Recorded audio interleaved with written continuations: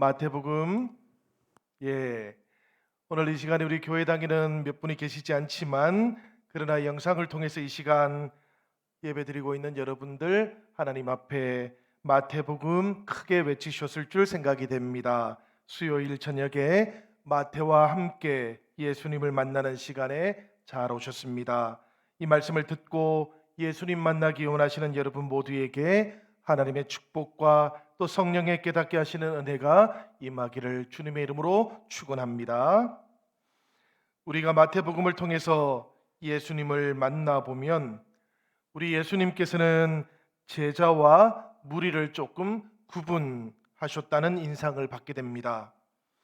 오늘 우리가 함께 읽었던 말씀 중에서 18절 말씀을 보시면 예수께서 무리가 자기를 애워 사는 것을 보시고 건너편으로 가기를 명하시니라라고 이렇게 되어 있어요. 예수님께서는 산에서 내려오신 후에 나병 환자를 비롯해서 온갖 병든 자들, 귀신 들린 자들을 고쳐주셨습니다. 그러자 이 소문을 듣고 많은 사람들이 예수님께 찾아왔다 그래요. 마태복음은 이 많은 사람들을 가리켜서 무리들이다 그렇게 지칭하고 있습니다. 예수님께서는 바로 이 무리들을 뒤로 하시고 지금 바다 건너편으로 떠나려고 하시는 것이지요. 가브나움에서는 이미 많은 병자들을 치유하시고 또 귀신 들린 사람들을 고쳐주시면서 하나님의 나라가 임하고 하나님의 통치가 이미 시작되고 있음을 눈으로 보여주셨고 또 체험을 통해서도 나타내셨던 것입니다. 이제 예수님께서는 다른 가까운 마을들로 가셔서 또 하나님의 나라를 전파하실 그 사명을 가지고 계셨던 것이지요.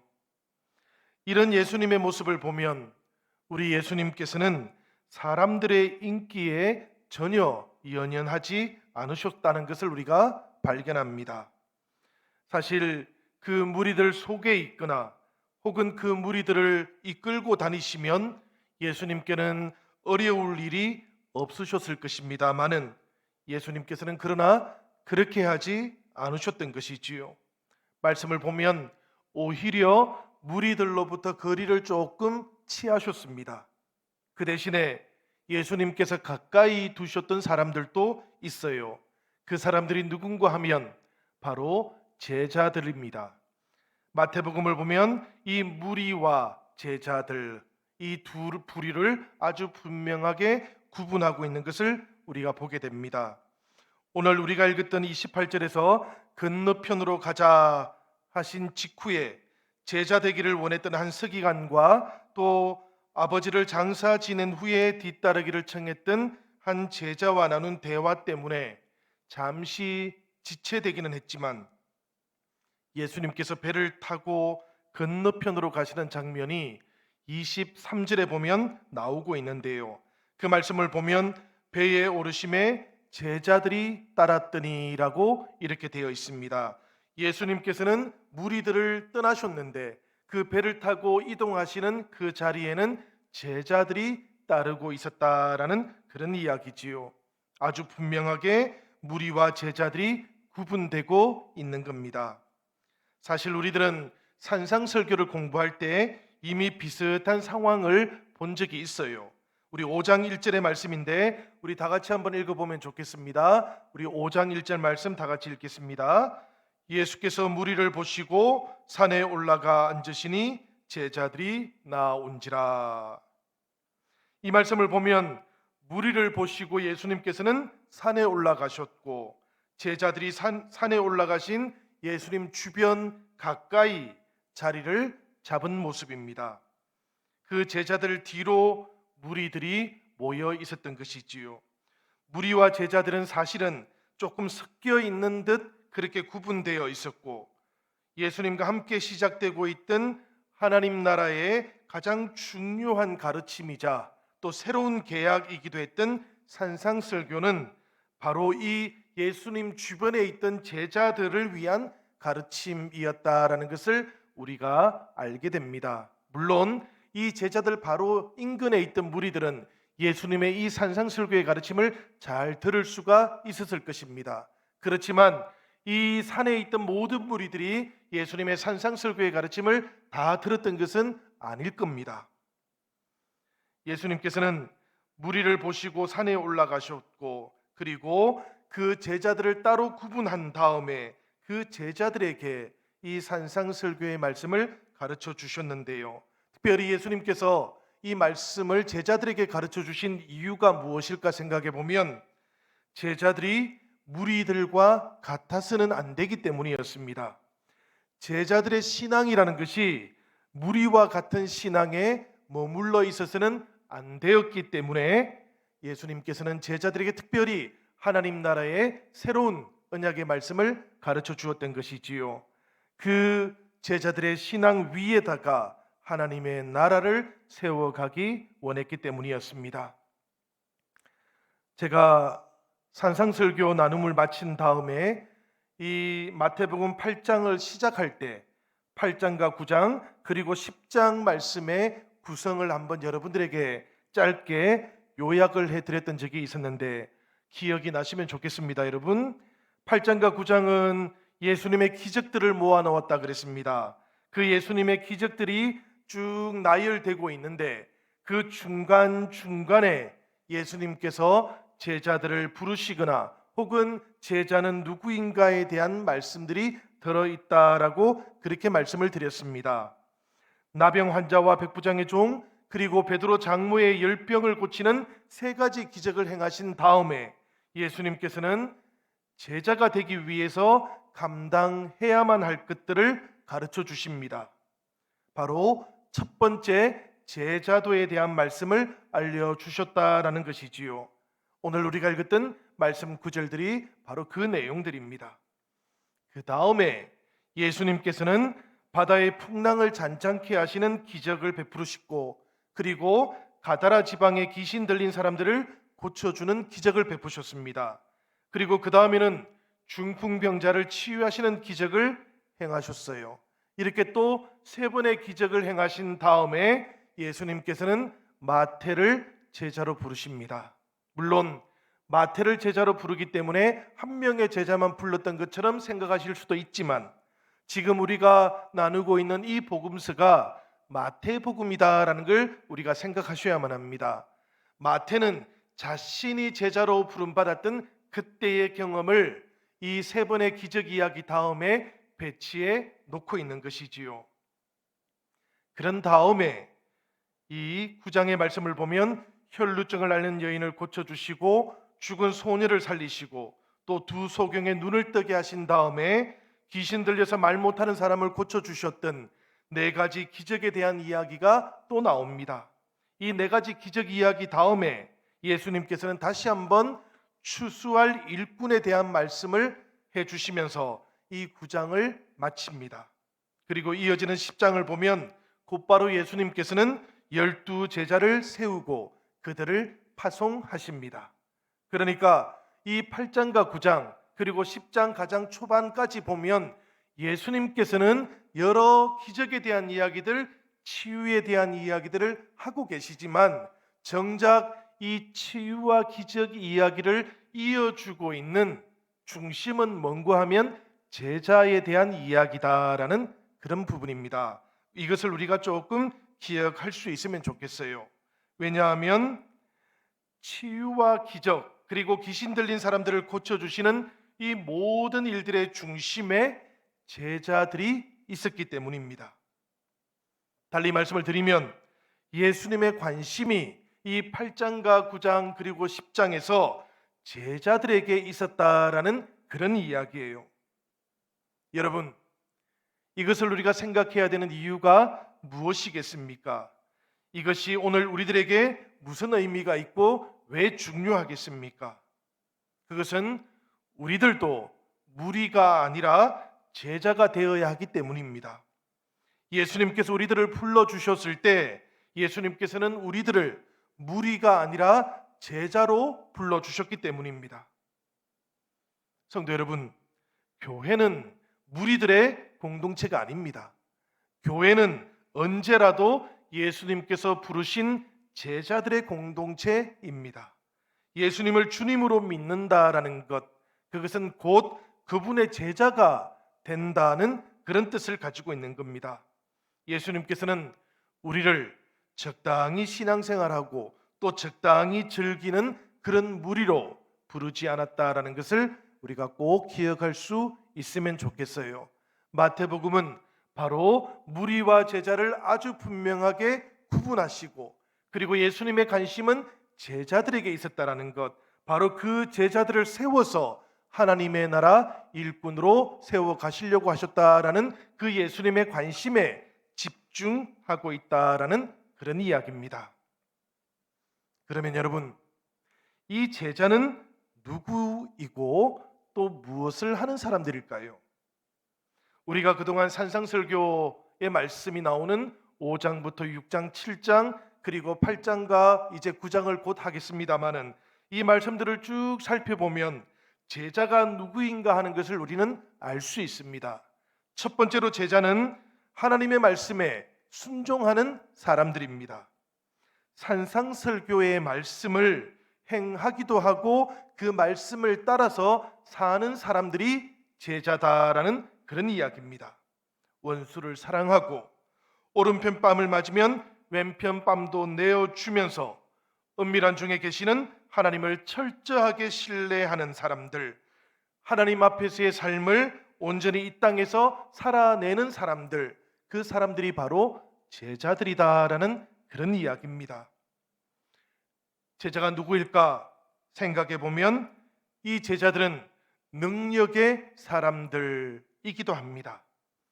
예수님께서 행하신 치유와 기적과 귀신 들린 자들을 고치신 그 모든 일들은 하나님의 나라와 하나님의 통치하심이 예수님과 함께 시작되었다라는 것을 나타내는 일종의 영역 표시 같은 것입니다. 예수님이 계시는 곳에 하나님의 은혜의 통치가 시작되고 은혜의 다스림이 이루어지고 임하는 곳에서는 질병도 무질서한 자연도 그리고 사탄도 물러날 수밖에 없다고 성경은 우리에게 증언하고 있는 것이지요. 제자들은 바로 이 하나님의 나라, 이 하나님의 통치를 전하기 위해서 예수님으로부터 부름을 받았고 예수님에 의해서 세워졌고 그리고 예수님의 능력으로 체험받은 사람들이다라는 것을 기억하시기를 바랍니다. 설령 오늘 나에게 이런 예수님의 능력이 나타나지 않고 있다 할지라도 제자는 본래 예수님의 능력으로 체험을 받았던 사람들이다라는 것을 우리가 꼭 기억해야 할 줄로 생각됩니다. 여러분, 우리가 지금부터 말씀을 한 세 구절 우리가 함께 읽어볼 겁니다. 이 말씀을 읽어보면 예수님께서 어떻게 제자들에게 능력을 주셨는지, 그래서 제자들이 어떻게 능력을 행하면서 살았는지를 우리가 발견하게 됩니다. 먼저는 마태복음 10장 1절의 말씀인데요, 우리 다 같이 한번 이 말씀을 읽어보도록 하겠습니다. 다 같이 읽겠습니다. 예수께서 그의 12 제자를 부르사 더러운 귀신을 쫓아내며 모든 병과 모든 약한 것을 고치는 권능을 주시니라. 아멘. 이 말씀이 마태복음 10장 1절의 말씀이라 했습니다. 이것은 예수님께서 12 제자를 파송할 때 그 제자들을 이제 능력으로 채워주시는 장면이다, 그렇게 생각할 수 있는데요, 이 제자들을 부르고 세울 때 예수님께서는 더러운 귀신을 쫓아내는 능력도 주셨고 병을 치유하고 약한 것을 고치는 권능을 채워주셨다 그러는 겁니다. 그러니까 제자들은 처음부터 예수님의 능력으로 체험을 받았던 사람들이다라는 그런 이야기지요. 이어지는 마태복음 10장 7절과 8절의 말씀도 우리가 같이 한번 읽어보겠습니다. 마태복음 10장 7절에서 8절의 말씀입니다. 다 같이 읽습니다. 가면서 전파하여 말하되 천국이 가까이 왔다 하고 병든 자를 고치며 죽은 자를 살리며 나병 환자를 깨끗하게 하며 귀신을 쫓아내되 너희가 거저 받았으니 거저 주라. 제자들을 향하신 예수님의 말씀입니다. 이 제자들을 여러 마을로 보내면서 예수님께서 그 제자들에게 천국이 가까이 왔다고, 하나님의 나라가 가까이 왔다고, 하나님의 은혜의 통치가 시작되었다고 그렇게 전파하면서 병든 자를 고쳐주라고, 죽은 자를 살려주라고, 그리고 나병한 자는 깨끗하게 하고 귀신을 쫓아내면서 하나님의 통치의 영역이 지금 여기에 임하는 것을 보여주라고 그렇게 말씀하셨던 겁니다. 그러니 여러분, 이 말씀을 통해서 보아도 제자들은 결국 능력의 사람들이다라는 것을 우리가 발견하게 됩니다. 이 동일한 사건을 다루고 있는 누가복음 10장 17절에서 20절 말씀도 우리가 참조해서 읽어보면 좋겠습니다. 왜냐하면 이렇게 파송을 받았던 제자들이 흩어져서 마을을 다니다가 다시 예수님께로 돌아와서 예수님께 자신들의 경험을 이제 보고하는 내용이거든요. 우리 누가복음 10장 17절에서 20절 말씀 우리 다 같이 한번 읽어보겠습니다. 70인이 기뻐하며 돌아와 이르되 주여 주의 이름이면 귀신들도 우리에게 항복하되이다. 예수께서 이르시되 사탄이 하늘로부터 번개같이 떨어지는 것을 내가 보았노라. 내가 너희에게 뱀과 정갈을 밟으며 원수의 모든 능력을 제어할 권능을 주었으니 너희를 해칠 자가 결코 없으리라. 그러나 귀신들이 너희에게 항복하는 것으로 기뻐하지 말고 너희 이름이 하늘에 기록된 것으로 기뻐하라 하시니라. 아멘.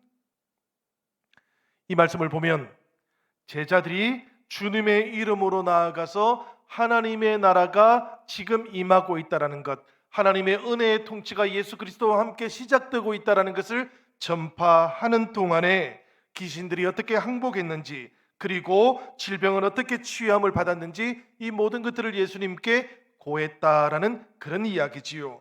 그러자 주님께서는 뭐라고 말씀하시는가 하면 너희가 능력으로 하나님의 나라를 선포하는 그때에 주님께서는 사탄이 하늘로부터 번개같이 땅으로 떨어지는 것을 보았다.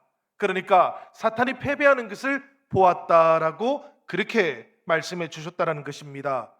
이것을 보아도 예수님의 제자들이 누구인가? 바로 예수님의 능력으로 살아가는 사람들이다라는 것을 우리가 알게 됩니다.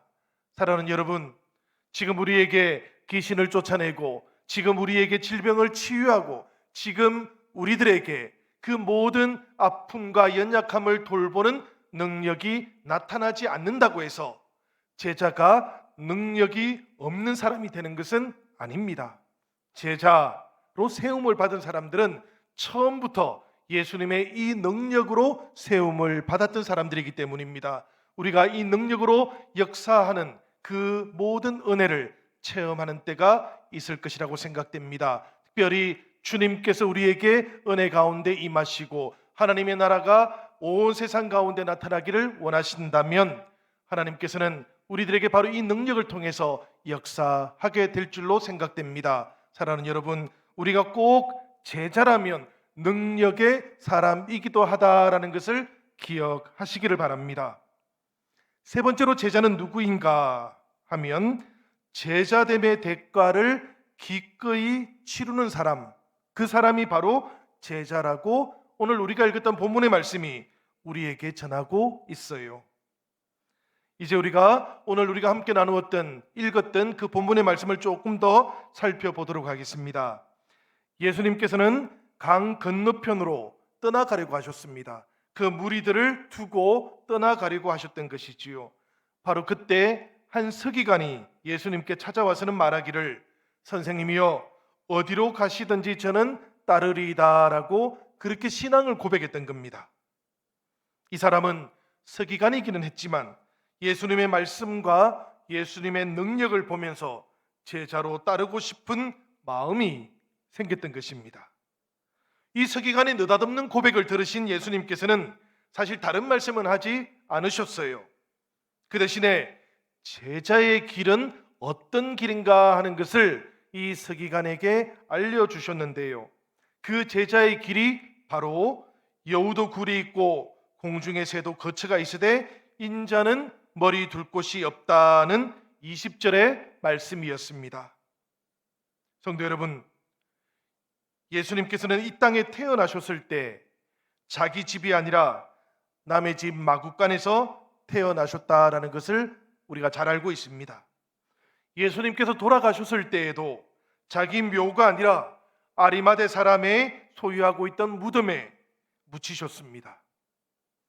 공생애를 시작하신 이후부터 예수님께서는 집에 머물지를 않으셨어요.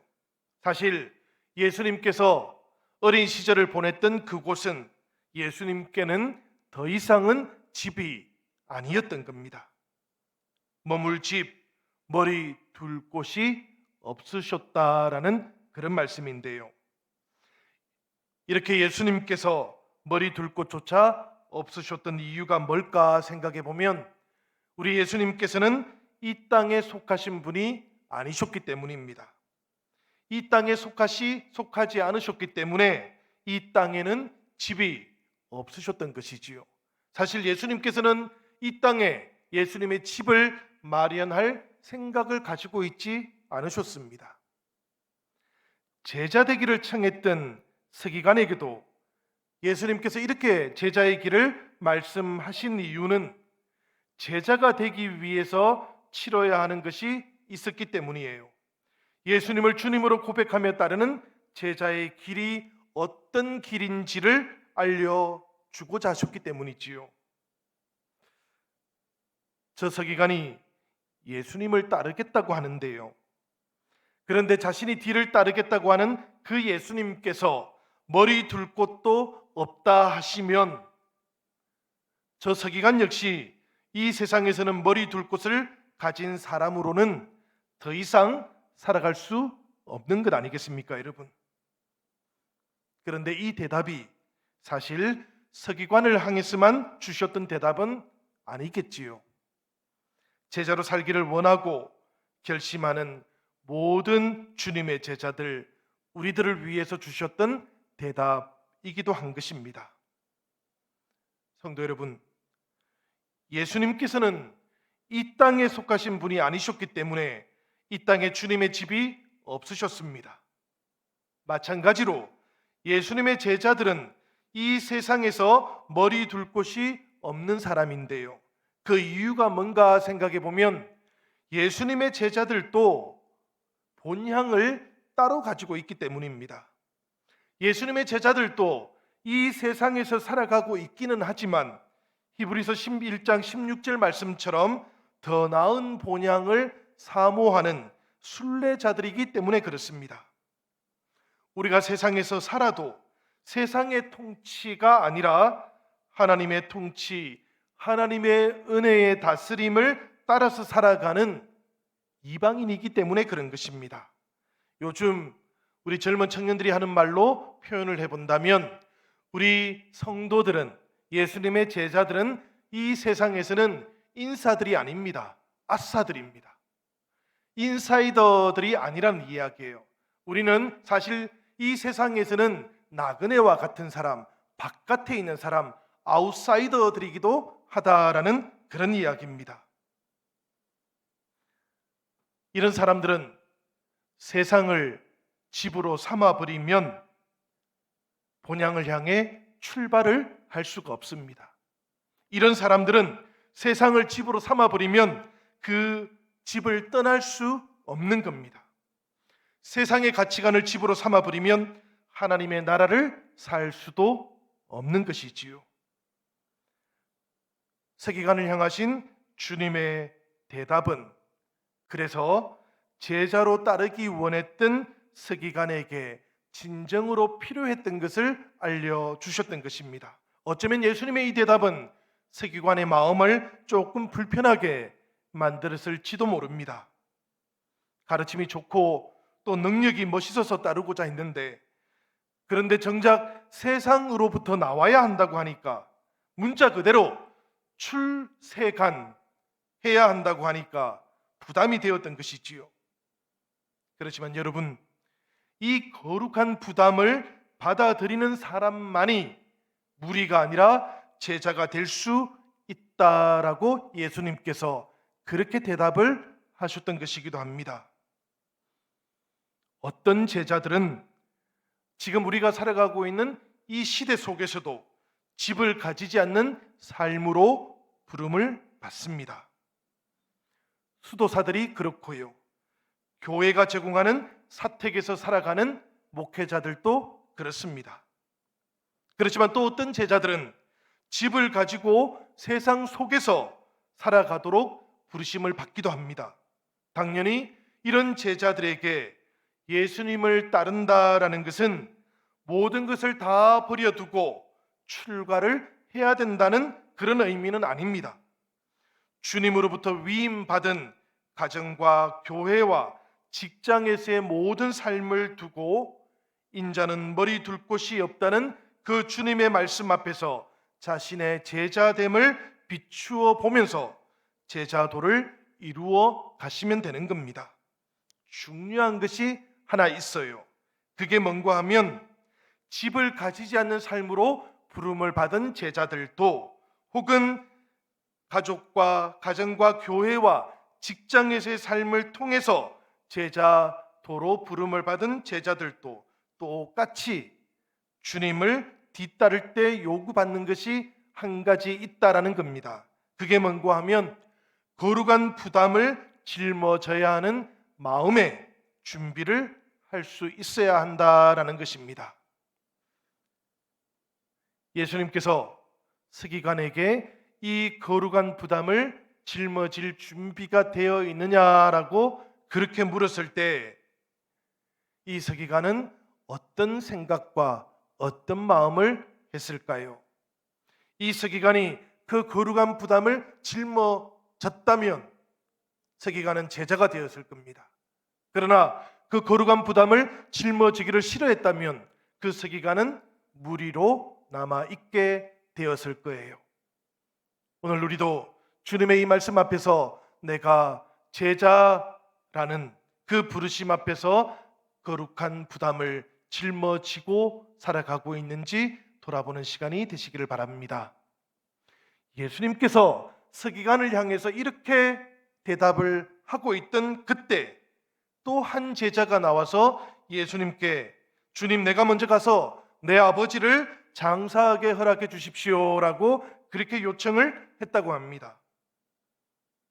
그러자 이번에는 예수님께서 그 제자를 향해서 죽은 자들이 그들의 죽은 자들을 장사하게 하고 너는 나를 따르라, 그렇게 대답을 하셨다 그래요. 사실 이 예수님의 대답은 우리를 대단히 당혹스럽게 만드는 대답이기도 합니다. 우리뿐만 아니라 이 제자를 포함한 모든 유대인들을 대단히 당황스럽게 만들었을 겁니다. 왜냐하면 유대인들의 율법을 따르면 부모님을 장사 지내는 것보다 더 큰 의무는 없기 때문입니다. 그런데 여러분, 사실 예수님께서는 죽은 자로 죽은 자를 장사케 하라고 하면서 부친의 장례보다 예수님을 따르는 것이 더 시급하고 중요한 일이다라고 이렇게 단호하게 대답을 해버렸던 것이지요. 우리가 이 지점에서 한번 이 말씀의 의미가 무엇일까 묵상을 해봐야 됩니다. 그냥 문자 그대로 우리가 받아들일 것이 아니라 이 말씀의 의미를 묵상을 해야 된다라는 그런 이야기예요. 왜 그런가 하면 우리가 마태복음 15장 4절을 보면 예수님께서는 내 부모를 공경하라 하시고 또 아버지나 어머니를 비방하는 자는 반드시 죽임을 당할 것이다 라는 이 구약의 말씀을 인용하면서 바리새인들에게 그 바리새인들이 율법의 전통을 어기는 것을 질타하셨거든요. 그러니까 사실 예수님께서도 부모님 공경에 대해서는 대단히 중요하게 생각하셨다라는 것입니다. 그럼에도 불구하고 예수님께서 이 제자를 향해서 죽은 자로 하여금 죽은 자를 장사케 하고 너는 나를 따라와야 된다라고, 지금 따라와야 된다고 그렇게 말씀하셨으니까 여기에는 표면적인 의미가 아니라 이면적인 의미가 들어있는 것이겠지요. 예수님께서 이렇게 대답하신 이유가 무엇일까 생각해 보면 여기에는 딱 한 가지 해석의 가능성밖에 남아있지를 않습니다. 그것이 뭔가 하면 하나님의 나라라는 것은 지금 받아들여야 한다는 겁니다. 하나님의 나라는 지금 받아들이고 그 하나님의 다스림을 지금 따르는 것이 얼마나 긴급하고 중요한 것인가 하는 것을 그 제자에게 예수님께서는 강조하셨던 것이지요. 그런데 여러분, 하나님의 나라를 지금 받아들이고 하나님의 다스림을 지금 따르는 것이 이렇게 긴급하고 이렇게 중요한 이유가 뭘까? 이것도 우리가 생각을 해봐야만 합니다. 이것이 중요한 이유는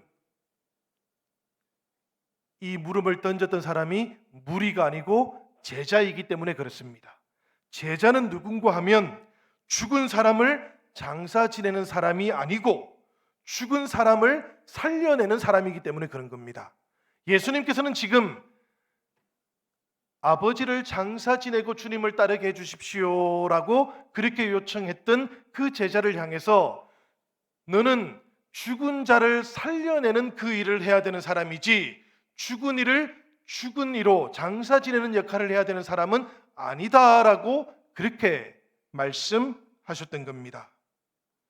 우리가 마태복음 8장의 말씀을 지금 함께 나누고 있지만 이 마태복음 8장과 9장에 나오고 있는 10가지 기적에 대한 말씀들은 한마디로 표현하자면 생명을 살리는 사역에 대한 말씀들입니다. 나병 환자가 고침을 받고 중풍병자가 일어서고 죽었던 자가 살아나고 눈이 멀었던 자의 눈이 떠여지고 벙어리가 말을 하는 그 기적은 모두가 다 죽었던 생명이 살아나는 생명의 역사를 기록해 놓았던 것이지요. 예수님께서는 바로 이 생명을 살리는 사역을 제자들이 행하기 원하셨던 것입니다. 그래서 죽은 자는 죽은 자로 장사하게 하고 너는 나를 따라야만 한다. 그것도 지금 따라야 한다라고 그렇게 말씀하셨던 겁니다. 너희는 나를 따라서 생명을 살리는 그 역사를 행하라라고 그렇게 대답하셨던 거예요. 사랑하는 영신 성도 여러분, 오늘 우리는 이 말씀을 통해서 제자는 누구인가, 제자는 어떤 사람이어야 하는가 하는 것을 살펴보았습니다. 제자는 주님을 따르는 것에 삶의 가장 우선순위를 두는 사람입니다. 제자는 자기의 즐거움, 자기의 이익, 자기의 욕구를 다 채운 후에 예수님을 따르는 사람이 아닙니다. 항상 주님의 뜻이 무엇인가를 살피고 그것에 우선적으로 순종하는 사람, 그 사람이 바로 제자인 것입니다. 오늘 우리가 함께 봉독했던 이 말씀을 우리가 가만히 생각해 보면서 오늘 나는 주님 앞에서 제자인가? 오늘 나는 주님의 제자로서 거룩한 부담을 짊어지고 살아가는 주님의 제자인가 돌아볼 수 있기를 바랍니다. 그리고 다시 한번 제자됨의 소명과 제자됨의 결단이 새로워지는 은혜가 이 시간 여러분들이 모여있는 그 자리, 말씀을 함께 나누고 있는 그 자리에 임하시기를 우리 주님의 이름으로 축원합니다.